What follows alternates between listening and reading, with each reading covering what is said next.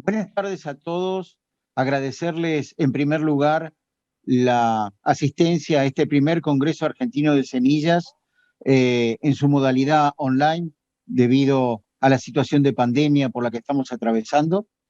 Eh, Estamos en la sala LAB 25 años. Mi nombre es Juan Erdmann, soy ingeniero agrónomo y gerente de operaciones de ASA. Y si me permiten, en este panel voy a actuar como moderador del mismo. El panel en cuestión refiere a la producción de semilla de calidad y la aplicación de las innovaciones tecnológicas, específicamente en el ámbito del tratamiento de semillas. El tratamiento de semillas hace muchos años acompaña al mercado de semilla por diferentes razones y con diferentes propósitos, pero desde hace unos años a esta parte y en función de lo que ha sucedido en otros países, inclusive de la Unión Europea, con algunos principios activos. El tratamiento de semillas ha tomado en consideración el tratamiento profesional de semilla y la aplicación de tecnología a la semilla con polímeros, con colorantes, con los principios activos. Y este panel un poco lo que quiere tomar es en Argentina el estado actual del tratamiento de semillas, el marco regulatorio que veremos en un principio y los desafíos y las innovaciones por las cuales transita el tratamiento de semillas. De modo que, en primer lugar, tendremos dos presentaciones en esta interacción en el tema del tratamiento de semillas. En primer lugar, la presentación del ingeniero agrónomo Daniel Mazzarella de SENASA, quien está a cargo como coordinador de fitosanitarios del SENASA. De manera que, Daniel, te cedo la palabra. Bueno, ¿qué tal? Primero, bueno, agradecerle a Juan por la introducción y a Lab por invitarme a compartir desde parte de SENASA, bueno, alguna temática específica, lo que tiene que ver con el registro de productos en el tratamiento de plagas en semilla. Acá un poco para hacer un contexto de lo que implica el registro de productos fitosanitarios, como, bueno, muchos lo deben conocer, pero bueno, es una temática específica y qué implica el registro, ¿no? Independientemente sea para tratamiento de semillas o sea para cualquier otro tipo de tratamiento, nosotros que estamos todo el día trabajando lo entendemos, pero quizás hay gente que no, y el registro básicamente implica, nosotros lo llamamos como el banderillazo inicial para que un producto salga al mercado, ¿no? Lo que hacemos desde SENASA, en el caso de SENASA, pero si no cualquier otra autoridad regulatoria en el mundo, es evaluar y aprobar estos productos garantizando la calidad de la información con la que se presentaron, ¿no? Es como, nosotros decimos, es como el banderillazo inicial, porque hacemos un tamizaje de toda la información que tiene que ver con la protección de la salud y el ambiente, pero también todo lo que tiene que ver con la eficacia de los productos. Acá hay una definición del Código Internacional de Conducta de la FAO para plaguicidas, que si bien no es obligatorio, es, digamos, un marco regulatorio que usamos para muchas definiciones, y ahí lo dice claramente, que es el proceso por el cual una autoridad nacional o regional aprueba la venta y utilización de un plaguicida previa evaluación integral de los datos científicos que demuestren que el producto es efectivo. Acá vamos a hacer bastante hincapié en la parte de la efectividad, obviamente para el fin que se destina, y que no entrañe un riesgo inaceptable ni a la salud, ni al animal, ni al ambiente. En Argentina, acá ya bajándolo a nuestro territorio, en lo que implica este registro, acá hay un mapa de cuáles serían los organismos intervinientes, pero básicamente, obviamente, está el Ministerio de Agricultura, Ganadería y Pesca, el SENASA como organismo descentralizado, dentro de SENASA la Dirección Nacional de Protección Vegetal, y después está donde trabajamos nosotros, que es la Dirección de Agroquímicos y Biológicos. Acá un poco el contexto y qué cantidad de datos manejamos desde nuestra dirección. Tenemos aproximadamente 1000 empresas registradas.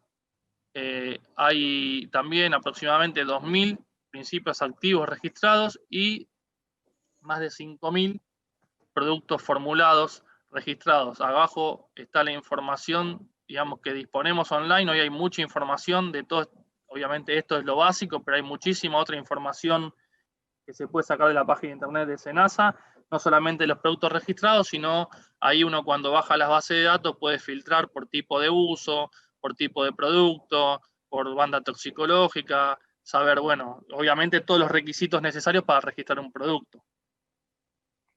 Acá un poco, ya entrando a lo que es el tratamiento de semillas, yo traté de mostrar cuál es la incidencia dentro del mercado global de fitosanitarios en Argentina, que es aproximadamente de 2.600, 2.700 millones de dólares. Pueden ver abajo, en punteado en rojo, cuál es, digamos, el margen dentro de este mercado de los productos para tratamiento de semilla, que aproximadamente son 100 millones de dólares.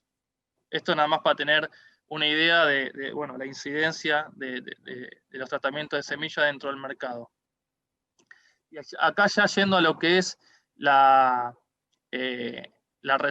reglamentación en Argentina, tenemos esta filmina que siempre la mostramos para que, bueno, solamente para entender el contexto de la historia en Argentina, de lo que es el tratamiento el registro de productos fitosanitarios, no es exclusivo de tratamiento de semillas, pero un poco para hacer la historia de esto que hablábamos de registro, que venimos ya en Argentina desde el año 58-59, registrando los productos fitosanitarios. Durante ese, bueno, obviamente llegamos a la norma actual, que acá la incluimos en rojo, que es la resolución 350 del 99. Obviamente durante todo ese lapso fue, ¿no?, aumentando los requisitos, cambiando la normativa hasta que llegamos a la actual. Esta norma actual, ahí como lo aclaré, por el poco tiempo que disponemos, pero básicamente se divide en dos grandes diferencias. Uno, lo que son productos nuevos, y otros son los productos genéricos, o sea, los que ya tienen antecedentes de registro a nivel nacional. Eso tienen requisitos diferentes y cantidad de información a presentar diferente. Después vamos a hacer alguna aclaración al respecto. Aparte de esta normativa general de registros, después hay normativas específicas que tienen que ver cómo deben ser las etiquetas, cómo deben ser la clasificación toxicológica, bueno, el establecimiento de límites máximos residuos. Recientemente tenemos una normativa respecto a lo que son cultivos menores. Y por otro lado, acá en línea punteada siempre agregamos lo que tiene que ver con las legislaciones provinciales, ¿no?, que tienen mucho que ver con justamente la fiscalización de las aplicaciones propiamente dichas.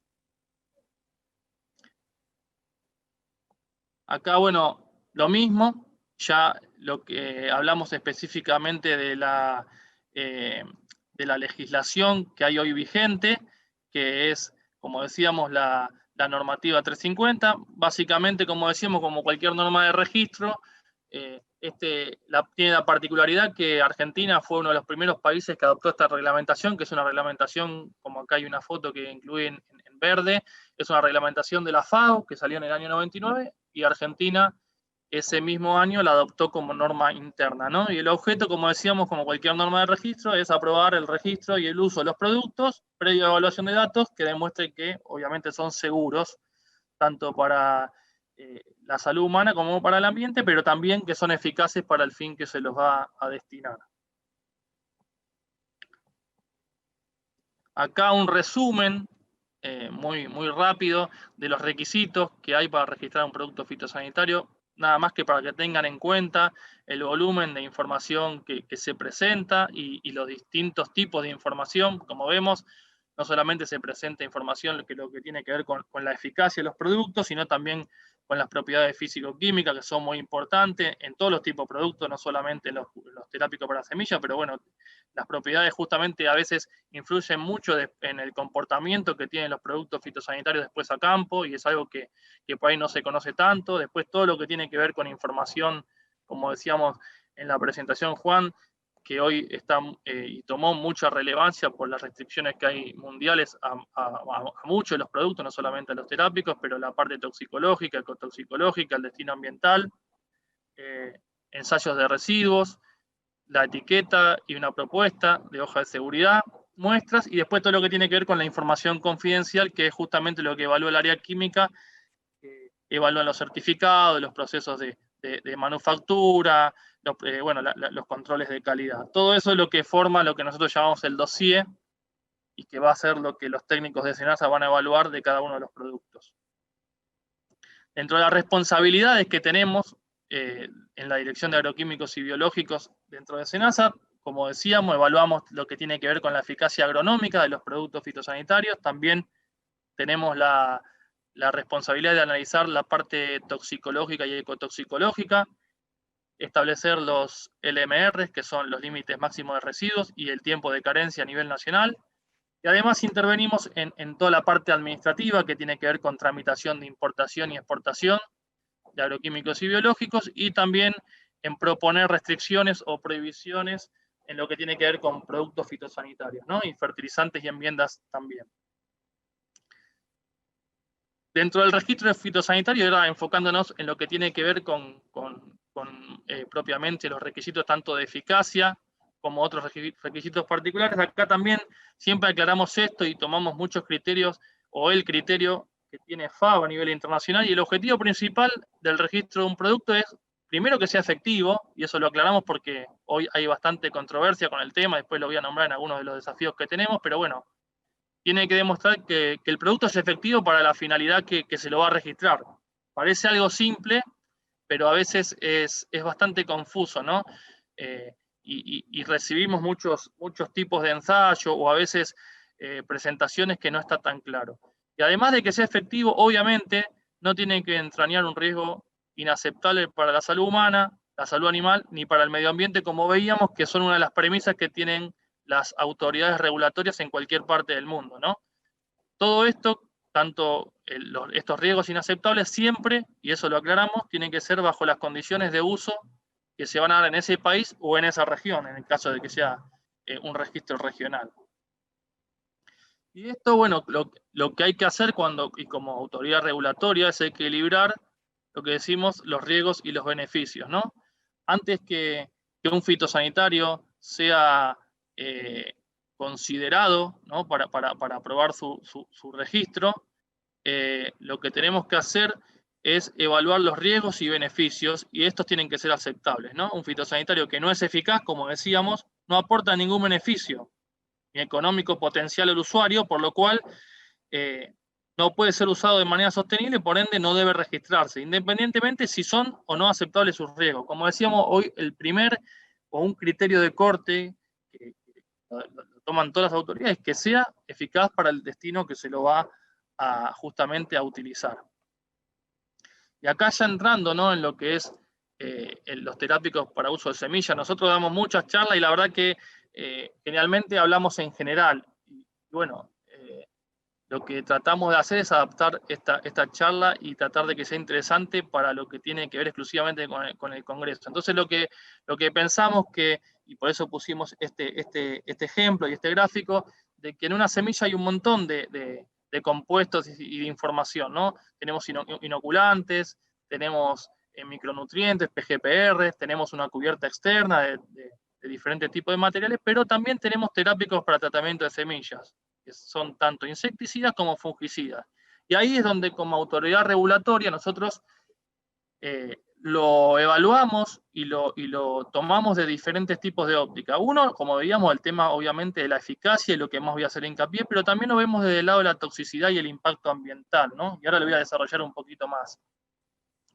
Lo que tiene que ver con la eficacia de los productos a campo, la particularidad que tiene, porque no todos los países, digamos, solicitan ensayos locales. En Argentina, cuando se viene a registrar un producto, independientemente de cuál producto sea, si sea un terápico para semillas o sea otro producto, los ensayos de campo tienen que ser locales, ¿no? Tienen que ser realizados en Argentina. Acá vemos un cuadro donde dice, bueno, estos ensayos, dónde tienen que ser conducidos, bajo qué protocolos y quién, ¿no? En el caso de la eficacia, tienen que ser 3 zonas agroecológicas y 2 ciclos agrícolas. La resolución, y esto lo vamos a desarrollar un poco más, es una resolución que salió el año pasado, donde se actualizaron los datos de eficacia, que es la 1684, y ¿quién lo puede hacer? Bueno, lo puede hacer organismos oficiales o privados, pueden ser empresas, pueden ser profesionales matriculados, pueden ser universidades, pueden ser instituciones. Esto lo aclaramos porque no todos los países, en algunos países por ejemplo, solo lo pueden hacer organismos, instituciones, digamos, oficiales. Bueno, en Argentina, en el caso de eficacia, lo puede hacer cualquier ingeniero agrónomo matriculado, esté trabajando bajo independiente, forme parte de una empresa o también algún otro organismo, digamos, nacional. Diferente es lo que tiene que ver con residuos, que después voy a ver la particularidad que tiene la parte de residuos en terápico para semilla, pero en residuos, si bien se hacen en 3 zonas y en 2 años, ya no lo puede hacer cualquier ingeniero agrónomo, sino que lo tienen que hacer entidades que están acreditados bajo buenas prácticas de laboratorio de la Organización Argentina de Acreditación, la OAA. Acá un poco, ¿no? Algún concepto y muy rápidamente, porque no hay tiempo, pero acá vemos un cuadro donde habla un poco de la estandarización y la regulación de los ensayos con fines de registro. No solo lo de eficacia, sino todo tipo de ensayos. Porque tengan en cuenta que no solamente para registrar un producto en Argentina se presentan ensayos de eficacia, sino que se presentan ensayos de otro tipo. Por ejemplo, como veíamos y como lo mostré en los requisitos, se presentan ensayos de toxicología y ecotoxicología.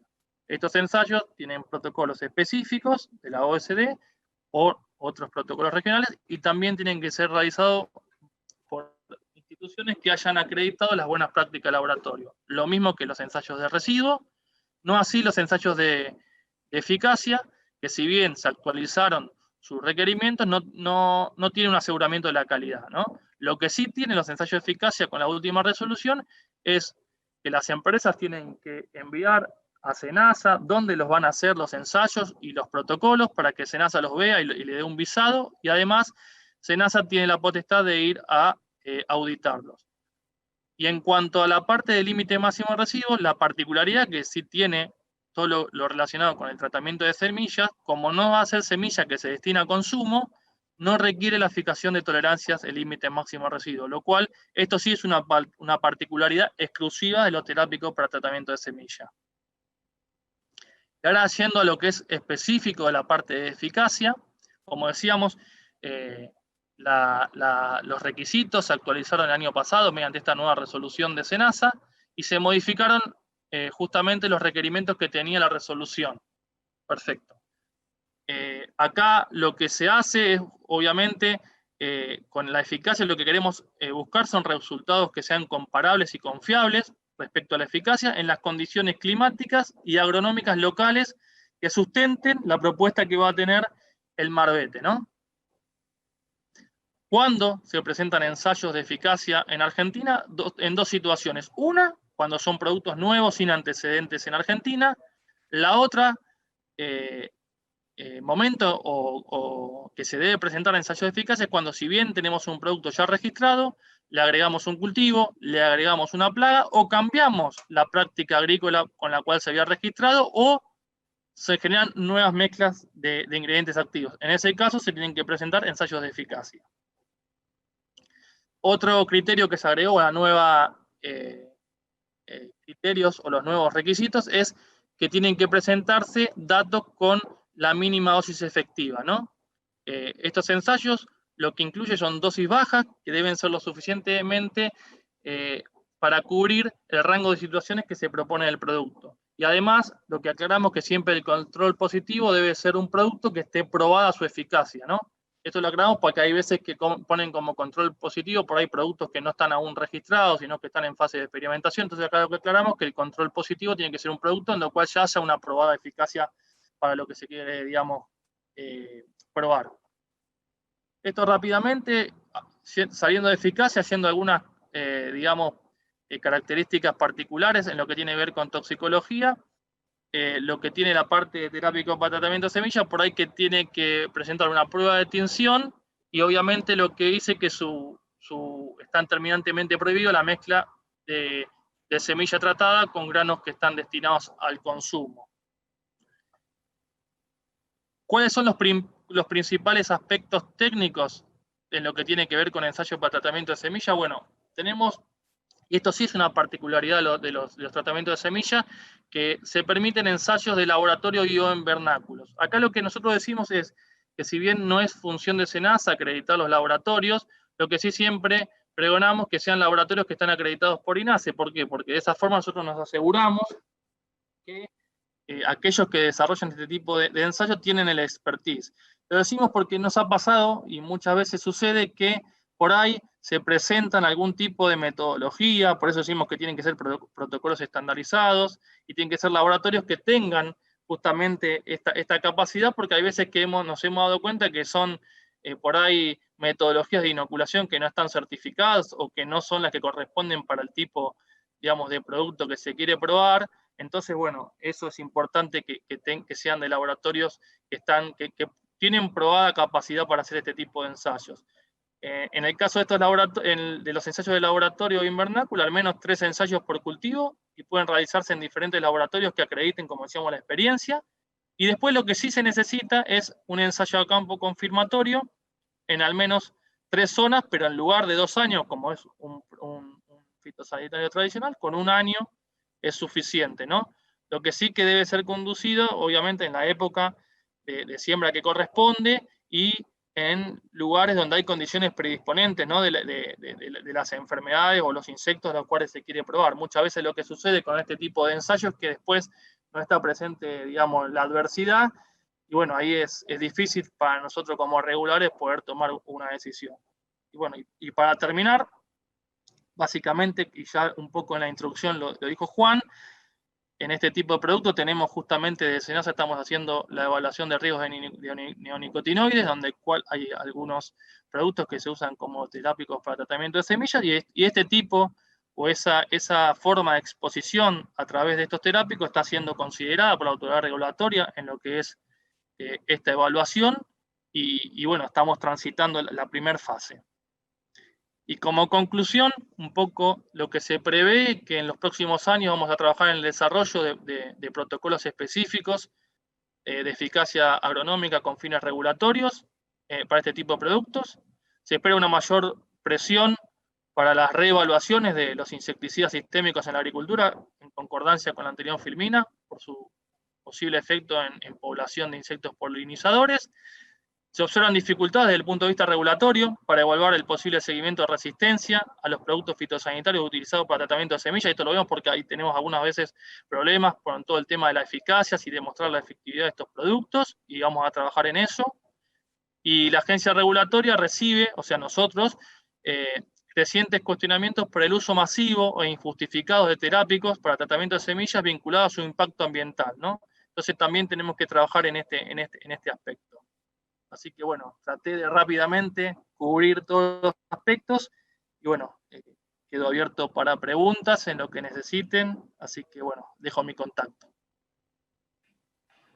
Muchísimas gracias, Daniel, por tu presentación.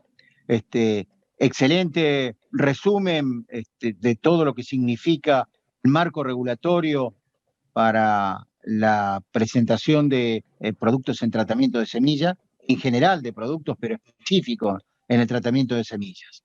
Por lo tanto, ahora vamos a presentar en el marco de este tramo del panel de tratamiento de semillas la presentación del ingeniero en producción agropecuaria Julio Muriel. Julio es presidente de FRAC Argentina, tiene una larga trayectoria en el tema de tratamientos de semillas, y va a presentar un tema sobre estrategias de control sustentable de enfermedades en cultivo de cereales. Así que, Julio, escuchamos atentamente. Bueno, muchas gracias, Juan. Ya estoy presentado de nombre y apellido. Soy responsable de desarrollo de fungicidas en Syngenta y actualmente soy presidente de FRAC Argentina.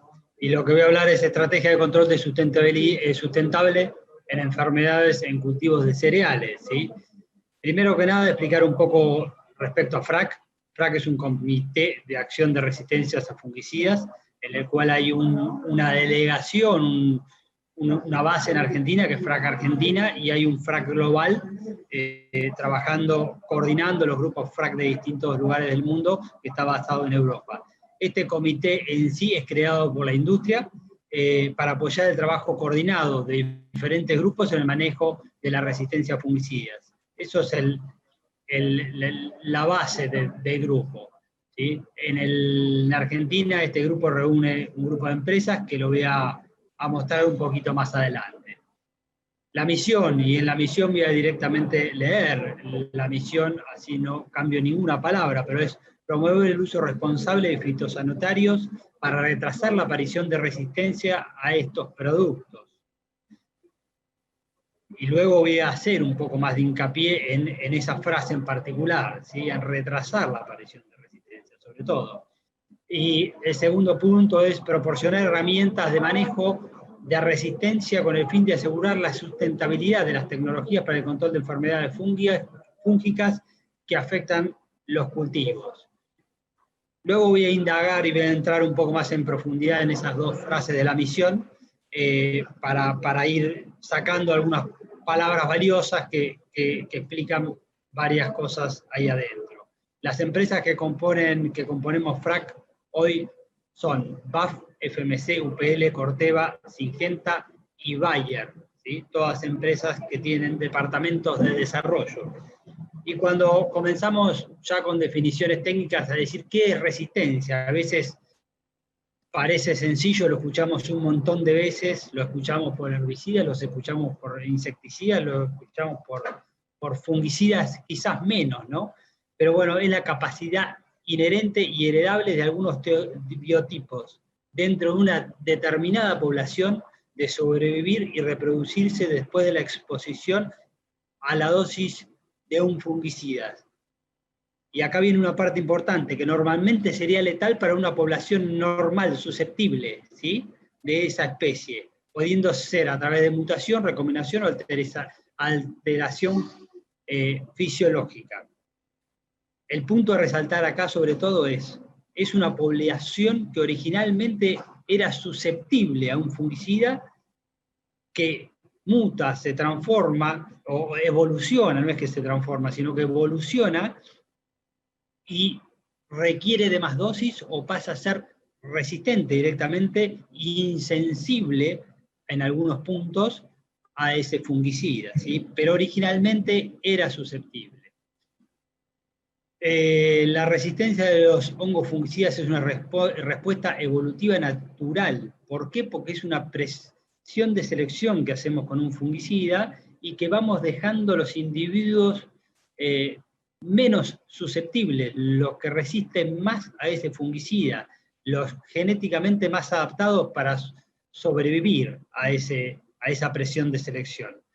Las poblaciones de hongos menos sensibles a los fungicidas ya están presentes en la naturaleza y lo que hacemos nosotros es seleccionarlas simplemente. Al controlar toda la población de fungicidas, siempre de la población de patógenos, en este caso de hongos, siempre hay algunos que quedan. En definitiva, los que tienen capacidades naturales o bien que van mutando y adquieren capacidad para resistir a ese fungicida. ¿Cómo se genera la resistencia? Cuando los fungicidas son aplicados, simplemente, hay muchas explicaciones gráficas, eliminan a aquellos individuos más sensibles de la población del patógeno, y va aumentando la frecuencia de los menos sensibles, y a la vez los menos sensibles entre sí se empiezan a cruzar y empezamos a tener una población completa menos sensible. La aparición de resistencia a los diferentes ingredientes activos fungicidas es una realidad, ¿sí? A medida que nosotros vayamos ejerciendo presión de selección, es natural que en la evolución vayan quedando los menos sensibles. Y eso termina siendo en un punto un perjuicio directo para el productor, porque la herramienta química que tenía para controlar esa enfermedad y permitir así que el cultivo exprese su máximo potencial de rendimiento, termina siendo una herramienta que ya no sirve, ¿sí? Obviamente ahí hay distintos grados, y a medida que hagamos presión de selección, los fungicidas normalmente pierden eficacia gradualmente. Al principio esas pérdidas graduales se ven a nivel de laboratorio, y a medida que ejercemos más presión de selección se empiezan a ver a nivel de campo. Cuando se ven a nivel de campo son los más preocupantes para el productor. También es muy importante para esto entender que esa evolución no la podemos evitar, ¿sí? Es evolución, podemos retrasarla. Y siempre tenemos que tener en cuenta que para saber dónde estamos parados tenemos que tener lo que se llama como las famosas líneas de base o baseline. Tenemos que saber cuál era el nivel de sensibilidad de un patógeno a ese fungicida en la población original, ¿sí? Saber desde dónde arrancamos, cuál era la DL50, la dosis letal 50 de un patógeno, obviamente bajo ciertas metodologías, a un fungicida. Una vez que tenemos esa línea de base, esa referencia, sabemos, a medida que pasan los años, podemos ir seleccionando y esa DL50 puede o no ir aumentando. Si aumenta esa DL50, esa dosis letal 50, es que estamos seleccionando individuos menos sensibles y empezamos a correr riesgo. Normalmente primero lo vemos al laboratorio y después empezamos a ver que en el campo empiezan a perder eficacia. Normalmente esa pérdida de eficacia en fungicidas es gradual, hay veces que es disruptiva, pero normalmente no pasamos de 80% de control a cero, como pasa muchas veces en herbicidas, sino que en fungicidas es pasar de un 80, quizás a un 70, o a un 60, o a un 50, y en definitiva van perdiendo gradualmente. Depende qué familias químicas, cómo es esa pérdida de sensibilidad y cómo son esa evolución de pérdida de sensibilidad, ¿sí? Depende si es multigénica, poligénica, monogénica y demás. Importante saber es modo y mecanismo o sitio de acción. El modo de acción refiere al proceso afectado por el fungicida o la secuencia de eventos que conducen a la muerte del patógeno. El mecanismo de acción o sitio de acción es el sitio bioquímico donde actúa el fungicida. Y un ejemplo bien clarito, los triazoles. El modo de acción consiste en alterar la biosíntesis de esteroles en las membranas, y el mecanismo o sitio se basa en inhibir la demetilación, ¿sí? Lo vemos dentro del cuadro FRAC, después vamos a ver el cuadro completo, pero cuando vemos el cuadro FRAC, ven, primero, grupo de modo de acción, ¿sí? Biosíntesis de membrana, subgrupo y sitio de acción, ¿sí? Y ahí viene el famoso DMI, en este caso son los triazoles los que estoy marcando. ¿Por qué DMI? Es básicamente el proceso que afecta para inhibir el crecimiento del patógeno, ¿sí? DMI, el famoso DMI, nombre de grupo y código FRAC. Y después vamos a entrar más en detalle también, es código FRAC 3, ¿sí? Grupo químico, los triazoles. Si ven, dentro de todo este grupo hay triazoles, hay pirimidines, hay imidazoles, hay varios diferentes dentro de los DMI, ¿sí? Obviamente todos los que están dentro de este grupo DMI tienen resistencia cruzada entre sí, normalmente, ¿sí? Si uno pierde eficacia, los otros se verán alterados también porque actúan sobre ese mismo DMI, ¿sí? El ingrediente activo como último, y marco uno de ellos, que hay un montón dentro de esos. Dentro de este grupo de DMI hay varios grupos químicos diferentes porque difieren en perfiles y básicamente en química y en perfiles de control sobre ciertas enfermedades. Daniel recién habló ya bastante de registro y demás. Una cuestión importante para nosotros, clave diría, es identificación de etiquetas, ¿sí? Hace poco en la resolución 367 del 2014 se determinó que dentro de las etiquetas aparezca lo que ven acá abajo, que son los grupos que indican el mecanismo de acción de los ingredientes activos que tenga cada producto. Por ejemplo, este producto tiene 2 ingredientes activos, uno del grupo 11, el otro del grupo 3. son grupos diferentes por los cuales no tendrían resistencia cruzada entre sí, o no tienen resistencia, o no presentarán resistencia cruzada entre sí. Obviamente siempre es clave, antes del otro punto, eso puede estar determinado con el código numérico solamente, o con el código de letra y número, ¿sí? Que son dos codificaciones diferentes, pero básicamente si no son las mismas, indica que no hay resistencia cruzadas entre sí.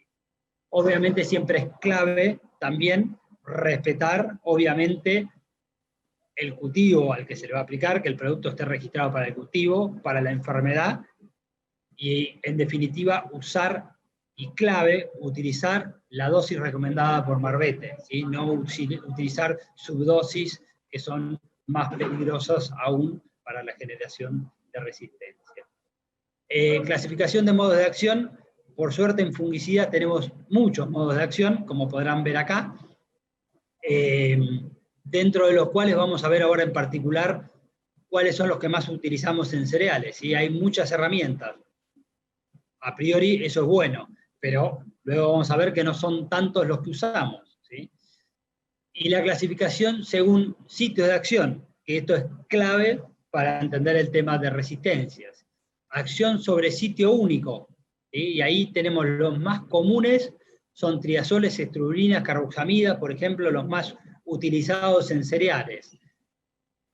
El riesgo es que actúan sobre un sitio único, y si se genera una resistencia, pierden nivel de eficacia más rápidamente, ¿sí? O tienen más riesgo de perder, de generar resistencia, en definitiva. Los sitios múltiples, sobre acción de sitios múltiples o multisitios, actúa sobre, como su nombre bien lo dice, sobre múltiples sitios, y eso hace que el riesgo sea mucho menor. Dos casos bien conocidos son el mancozeb y el clorothalonil como activos, ¿sí? Que vienen en varios formulados y en varios productos que ustedes pueden llegar a conocer, ¿sí? Pueden haber escuchado. Volviendo a los más utilizados, a los de sitio único, por ejemplo, dentro del complejo 3 están los VII, que son las estrobirulinas. Hay un montón de estrobirulinas que estamos usando hace muchos años y ustedes bien conocen, seguramente. Sobre el complejo 2 están los SDHI, que son las carboxamidas, ¿sí? Que son un grupo diferente y no tienen resistencia cruzada con las estrobirulinas, ¿sí? Lo cual es muy buena herramienta para rotar o usar en mezcla, ¿sí? Después tenemos los benzimidazoles, también más antiguos aún, y hay varios en los cultivos de cereales, varios de ellos, por ejemplo, como tratamiento de semillas. Tenemos los DMI, que son los triazoles, en definitiva. Otra familia, un mecanismo de acción diferente. Todos estos, a medida que rotemos o mezclemos, son formas muy eficaces para reducir el riesgo de aparición de resistencia. Y abajo tenemos los que actúan sobre RNA. También tenemos en cereales algunos multisitios registrados, ¿sí? Es así como mencioné hoy el mancozeb. Estos multisitios vamos a ver después que son claves, porque es muy difícil, como decía antes, como comentaba, que generen resistencia. Tenemos el mancozeb, el tiram, dentro de los ditiocarbamatos, y tenemos el clorothalonil, que es otro tipo de multisitio. En este caso los códigos FRAC siempre vienen con la M adelante y un número posterior. Bien, un tema clave de recomendaciones de uso, y acá hay varios puntos que voy a ir uno por uno. Las recomendaciones de uso, de manejo y de cómo usar cada familia química no son exactamente iguales, pero son parecidos en general. Entre SDHI, que son las carboxamidas, y UDI, que son estrobirulinas, son bastante similares. El primer punto es aplicar siempre en mezclas, siempre que sea posible aplicarlos en mezclas y no solos. Y obviamente que la mezcla, el producto en mezcla, sea eficaz para el target al cual estamos apuntando. De nada sirve mezclar con algo que no controle ese target, ¿sí? Y ahí viene el segundo punto, que el partner, el producto con el cual mezclemos, sea efectivo en la enfermedad que estamos apuntando, que los dos sean efectivos para esta enfermedad. Aplique un máximo de 2 pulverizaciones que contengan estrulinas o carboxamida por ciclo de cultivo. Y acá estoy hablando de la parte foliar y tratamiento de semilla, todo en conjunto. Yo conozco más de la parte de foliar, pero esto tiene una relación directa con lo del tratamiento de semilla. En el caso de usar carboxamidas como tratamiento de semilla, esto cuenta con una aplicación dentro del programa fúngico, siempre y cuando esa aplicación de cura semilla tenga efecto de control sobre la enfermedad foliar, ¿sí? Y esto es clave y lo voy a volver a remarcar al final en mi último slide. Aplicar fungicidas carboxamidas de acuerdo a umbrales, carboxamidas y estrulinas de acuerdo a umbrales de acción, clave. No confíe solo en el potencial de los productos químicos, sino usar programas, utilizar todas las herramientas agronómicas disponibles y no utilizar programas con dosis reducidas. Normalmente las dosis reducidas hace que requeríamos más aplicación, entonces generamos más presión de selección y tenemos más riesgo de aparición de resistencia. Obviamente siempre hay que guiarse con las dosis de etiqueta. Cuando vamos a los triazoles, y van a ver acá muchas cosas parecidas, usar en mezcla o alternancia, que ya también lo veíamos en carboxamidas y estrudulina. Evitar el uso de triazoles solo, sobre todo para los patógenos de alto riesgo como mancha en red y escaldadura. Eso está bastante reducido, y acá estoy hablando mucho de aplicaciones foliares, pero después vamos a ver que también tiene mucha relación con lo de tratamiento de semilla. Las dosis reducidas, como comentaba antes, y es el mismo caso, pueden acelerar el proceso de aparición de poblaciones menos sensibles, ¿sí? Deben proporcionarse un control eficaz de la enfermedad y utilizar la dosis recomendada por etiqueta, ¿sí? El siguiente punto era un poco repetitivo. El siguiente, evitar aplicaciones curativas. Lo mismo, ¿qué pasa en aplicaciones curativas? La presión de selección normalmente es mayor porque hay más, la población es mucho mayor, entonces tenemos más presión de selección, ¿sí? Obviamente en Europa hay muchos reportes ya de resistencias, que los vamos a ver en detalle más adelante, no voy a entrar acá. En Argentina eso todavía está muy en estudio, pero vamos a ver algunos casos en el siguiente caso, en los últimos slides. Y acá hay una matriz de riesgo que es clave para entender cuánto riesgo realmente estamos corriendo con cada uso y tipo de uso que estamos haciendo. La matriz de riesgo está armada por FRAC del 2014 y es un cuadro de triple entrada, en definitiva, donde a la izquierda vemos el riesgo del patógeno, el riesgo, perdón, de la química que estemos usando. Hay químicas, grupos químicos que tienen riesgo más alto, grupos que tienen riesgo medio y otros bajo. Lo mismo para las enfermedades, hay enfermedades de mayor, menor o bajo riesgo, y la práctica agronómica también puede ser baja, media o alta. Si empezamos con la parte química, las estrobilinas, por ejemplo, son de alto riesgo, los benzimidazoles también, las carboxamidas están entre medio y alto, los triazoles son medios, ¿sí? Pero en definitiva, desde el punto de vista de la química, estamos entre medio y alto para los sitios específicos y bajo para los multisitios. Cuando nos vamos a enfermedades, y acá traje qué enfermedades hay de bajo riesgo, de medio y de alto para cereales exclusivamente, ¿sí? Los de alto son ramularia y oidio, por ejemplo. Medio, Cimoseptoria stritici, Pirenospora tere, mancha en red, y mancha amarilla, Pirenospora tritici repentis. Y después las puccinias, por ejemplo, que hay mucho rum en la calle siempre, son de riesgo bajo, ¿sí? Y obviamente esto hay que combinarlo con el riesgo agronómico. Cuanto más aplicaciones hagamos, cuanto más aplicaciones curativas hagamos y demás en un ciclo de cultivo, más presión de selección y aumentamos el riesgo. Cuando vemos el riesgo total, por ejemplo, para multisitio normalmente estamos en números muy bajos, en riesgo bajos. De 0 a 3 es riesgo bajo, de 3 a 6 es medio y de 6 para arriba es alto. Cuando vamos a la química de sitio de acción específico, normalmente estamos entre riesgos para la mayoría de los patógenos que tenemos en Argentina, entre riesgo bajo y medio. Y tenemos riesgo alto, que llegamos a grados de nuevo, para algunos patógenos en específico, para riesgo, por ejemplo, Ramularia coleosigni, para uso de estrobirulinas, o quizás carboxamidas, cuando estamos usando una presión de selección muy alta, o sea, varias aplicaciones, ¿sí? Y como referencia, para ver la cuestión de resistencias en el mundo, porque en Argentina no tenemos tanta información de líneas de base, o sea, de poblaciones originales, para saber si nos estamos moviendo o no de los niveles de susceptibilidad del patógeno. Podemos ver qué pasa en Europa, que lo tienen muy medido y de hace mucho tiempo, ¿sí?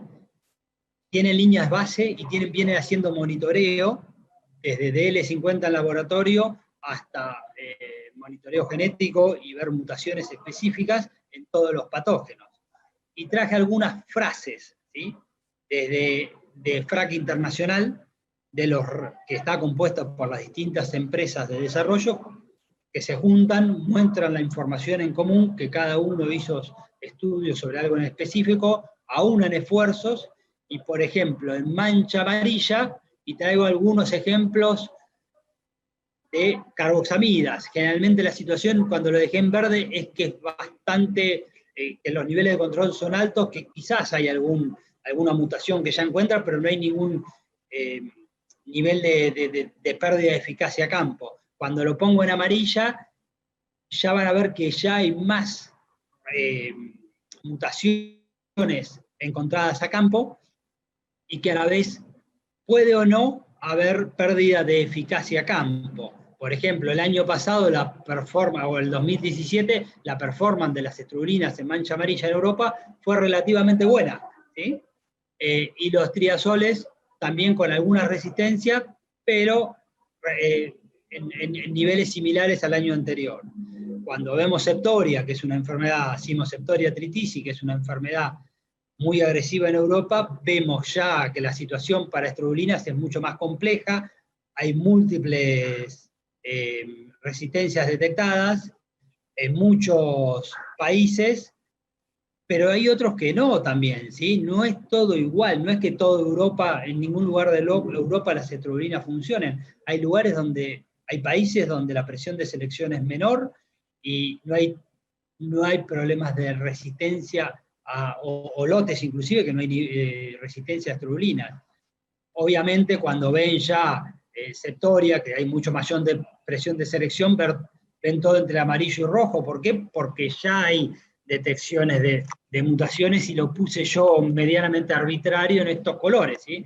Pero pueden ver los comentarios y pueden descargar toda esa información de FRAC, ¿sí? Pueden descargar de la página de la página web y ver el detalle para cada familia y para cada situación. Obviamente los multisitios sin aparición de resistencia, lo cual es una gran herramienta en Europa para rotar y para mantener a raya estos riesgos, ¿sí?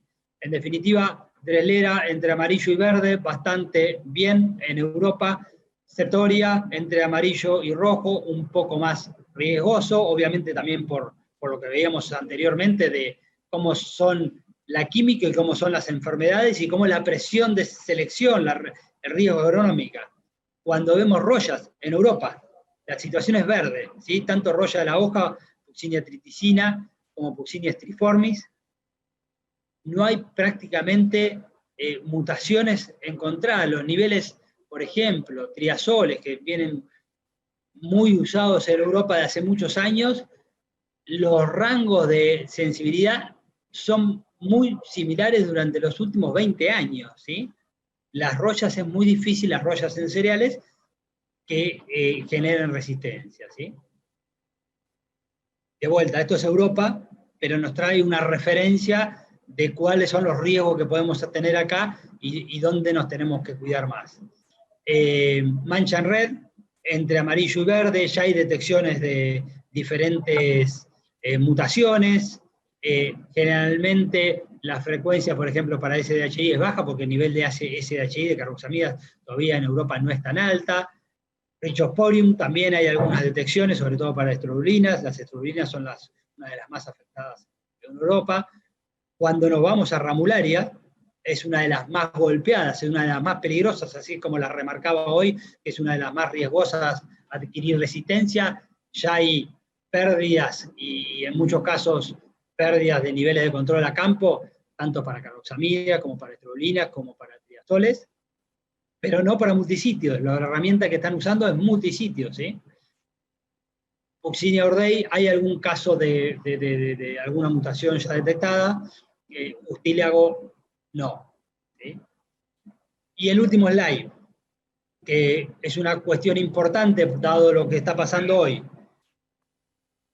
Cada vez usamos más curasemillas, tratamiento de semillas, para pretendiendo controlar enfermedades foliares, que esto está pasando. Si nosotros usamos un tratamiento de semilla para entender cómo debe ser el manejo, si usamos un tratamiento de semilla que tiene sistemia, sube a la planta y controla las enfermedades foliares, eso está contemplado dentro de una de las dos aplicaciones que deberíamos hacer en el cultivo de cereales, ¿sí? Si usamos una carboxamida ahí, que tiene control sobre enfermedades foliares, y después hacemos 2 aplicaciones de carboxamidas en el ciclo de cultivo, estamos usando 3. Estamos fuera de nuestra recomendación. Nuestra recomendación es no usar más de 2, ¿sí? Siempre y cuando, obviamente, esas 3 estén apuntadas a controlar el mismo patógeno, porque estamos haciendo presión de selección 3 veces. Las 3 veces que estamos interviniendo son carboxamidas para el mismo patógeno. Eso aumenta exponencialmente el riesgo de aparición de resistencia, sobre todo en esas enfermedades peligrosas, ¿sí? Obviamente, lo hice el ejemplo con carboxamida, pero lo mismo aplica para triazoles y para el resto de sitios específicos, ¿sí? Bueno, eso es todo por mi parte y quedo atento a cualquier consulta. Muchas gracias. Muchas gracias, Julio, por tu presentación, muy clara los conceptos que debemos manejar en el tema de fungicida en cereales, realmente con una apertura muy importante hacia lo que hoy se está viviendo inclusive en otros países. De modo que no me queda más que en nombre de ALAP agradecerle a los dos la participación. Creo que en este panel hemos tenido la consideración de, primero, conocer y abordar que existe un marco regulatorio sólido, con mucha trayectoria, y que nos es útil para pensar el futuro del tratamiento de semillas. Y por otra parte, hemos abordado hacia adelante cuáles serían las cuestiones posibles de afrontar con la aplicación de fungicida en cereales. De manera que les agradezco en nombre de los organizadores a los dos y abro el bloque de preguntas para que les lleguen a ustedes las mismas en el siguiente momento. Gracias. Bueno, muchas gracias por las presentaciones. Yo soy Natalie Lázaro y lo voy a reemplazar a Juan, que tuvo un inconveniente. Se lamenta no haber estado acá, que seguramente tiene mucho para participar.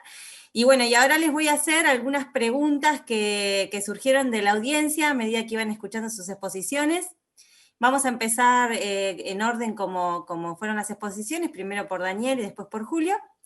Y bueno, la primera para Daniel que nos llegó dice así: para el caso de un registro de coadyuvantes / tensioactivos, ¿es necesario ensayos de eficiencia a campo, en laboratorio, ambas? Muchas gracias. Bueno, en el tema coadyuvante, bueno, no está muy relacionado con la charla que di, es un tema, digamos, aparte. Lo que tiene que ver con los coadyuvantes, los requerimientos van a depender del tipo de coadyuvante que se vaya a registrar, ¿no? No es lo mismo un aceite que un siliconado o que un alcohol graso. Básicamente la diferencia va a estar en si hay antecedentes de registro en Argentina o no. En el caso de que sea un coadyuvante sin antecedentes de registro, hay que cumplir lo que dice la normativa, que son desarrollar ensayos de campo locales en diferentes zonas agroecológicas, en 3 diferentes zonas durante 2 años.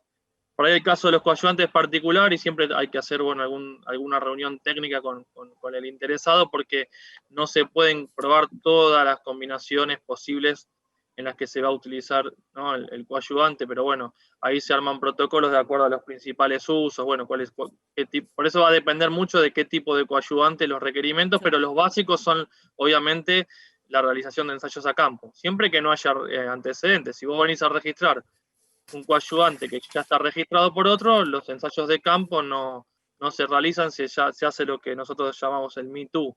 O sea, tomás los usos de que ya están aprobados por otros, siempre y cuando, obviamente, el coadyuvante sea igual a otro que ya está registrado.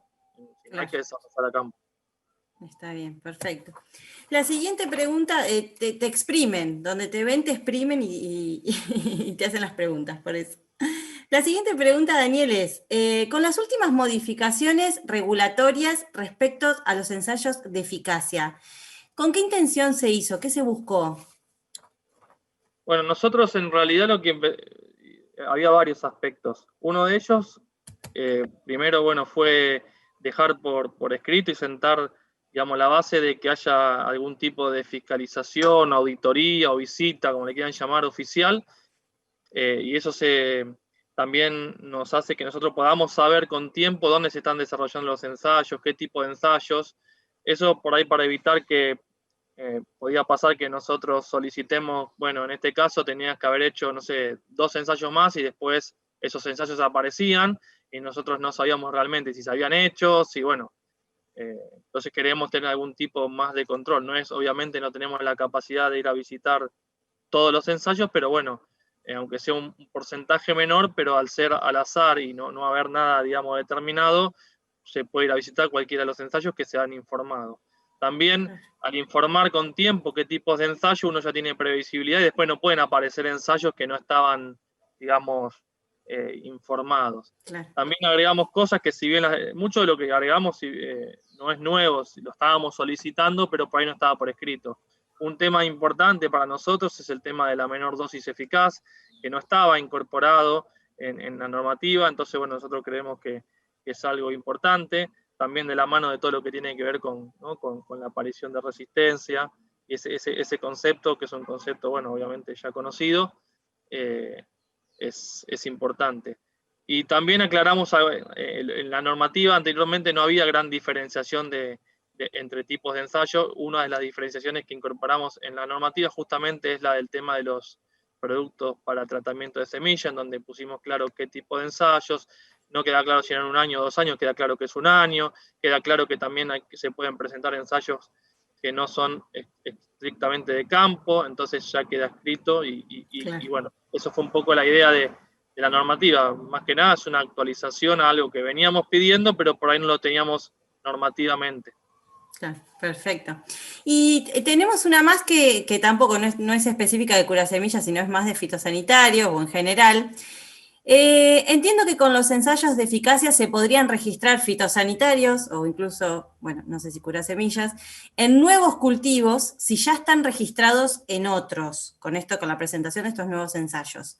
¿Por qué cree que no se realizan estos nuevos registros desde las empresas?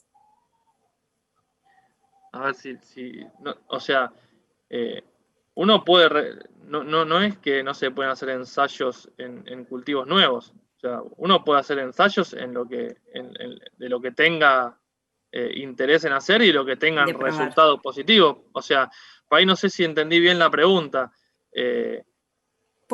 Entiendo que por ahí puede ser de productos fitosanitarios que por ahí pueden funcionar en otros cultivos y no hay interés. Bueno, por ahí no sé, entiendo que puede venir por el lado de que hay cultivos que para las empresas por ahí no son de interés económico, entonces no hay algún tipo de desarrollo en esos cultivos y eso limita. Bueno, en ese caso, hace poco tiempo salió una nueva normativa respecto a los que son estos tipos de cultivos que por ahí que no tienen un interés económico y por lo tanto las empresas no hacen desarrollo, en donde se puede, bueno, hay 3 tipos de situaciones, nosotros lo llamamos, la normativa se llama de cultivos menores, los cultivos que por ahí no tienen gran desarrollo de paleta de fitosanitarios por un tema económico, en donde vos, de acuerdo a la información que podés conseguir de otros países, podés hacer el registro en Argentina, ¿no? Eso va a depender. Si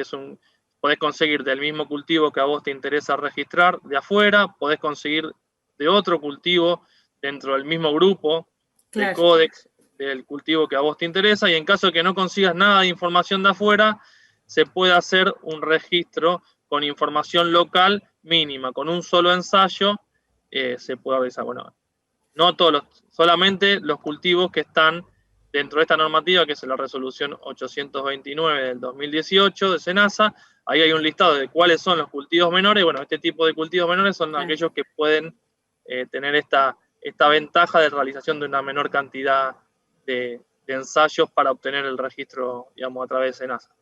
Perfecto, creo que fue muy claro. Bueno, ahora tenemos algunas para Julio. Muchísimas gracias, Daniel, por las respuestas.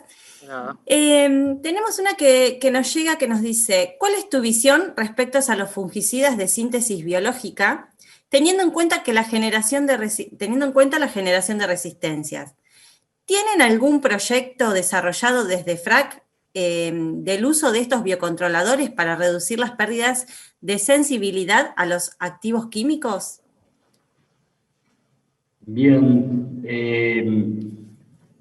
hay algunas formas diferentes de encarar quizás la respuesta. El primer punto es, desde FRAC se trabaja con fungicidas biológicos también. De hecho, están clasificados dentro del cuadro de FRAC, están clasificados los biofungicidas también, inclusive por ejemplo, los inductores de mecanismos de defensa de la planta, también, que no son acción específica y demás, pero en específico los fungicidas biológicos también están ahí. Se estudia cuáles son o las empresas en particular estudian cuáles son los modos de acción, se comparten dentro del FRAC, normalmente dentro del FRAC internacional, y se los clasifica con qué modo de acción tienen específico, qué mecanismo de acción. La gran mayoría tienen múltiples modos de acción, lo cual eso es positivo para el manejo de resistencias, pero hay un punto no menor también que comenté durante la presentación, es que para que sea una buena herramienta dentro de las rotaciones y para que ayude al manejo de resistencias, es importante que los niveles de control sean buenos. Hay expertos que hablan del 60%, hay otros que hablan del 70%, del 80%, niveles superiores a eso, para que realmente sean una buena herramienta dentro de un programa y dentro de un manejo de un cultivo. Sí, bárbaro. Entiendo también que ese nivel de control depende mucho de la carga, por ejemplo, fúngica inicial o de cómo parta esa semilla, ¿no? Si estamos hablando en este caso de semilla. Bueno, muchas gracias por esa respuesta. Tenemos otra que nos dice: en sintonía con la Comisión de Estudios de Fungicidas en la Argentina, ¿están proyectando algún trabajo de monitoreo de ocurrencias de resistencias en el campo? Sí, lo discutimos permanentemente dentro del grupo. Planeamos algunos trabajos el año pasado que no pudimos llevarlos a cabo en particular, como FRAC, pero sí las empresas que la componen, cada uno por su parte, siempre hace algún trabajo específico, los cuales normalmente los hacen las empresas en particular y después los compartimos dentro del FRAC, los discutimos y la idea es, en el momento que tengamos resultados y información para comunicarlo abiertamente. Pero sí es una cuestión constante de discusión y particularmente hay cultivos donde más nos enfocamos, justamente cereales es uno de ellos, dado lo que anteriormente comenté de los riesgos en algunos patógenos en particular y la intensificación del uso de fungicidas que tienen los cultivos de cereales. Sí, tal cual. Y esta temática, bueno, muy importante. En nuestro congreso tuvimos una de las conferencias inaugurales del doctor Marcelo Carmona, que también comentaba los riesgos y la importancia de las resistencias a los fitosanitarios y la importancia del buen uso y que esta tecnología nos dure, ¿no? Así que bueno, por el momento no tenemos ninguna otra pregunta, si quieren hacer algún comentario, y si no, agradecerles muchísimo su tiempo y esta presentación. Juan seguramente muy contento por haberlos acompañado en todas las disertaciones, y bueno, muchísimas gracias.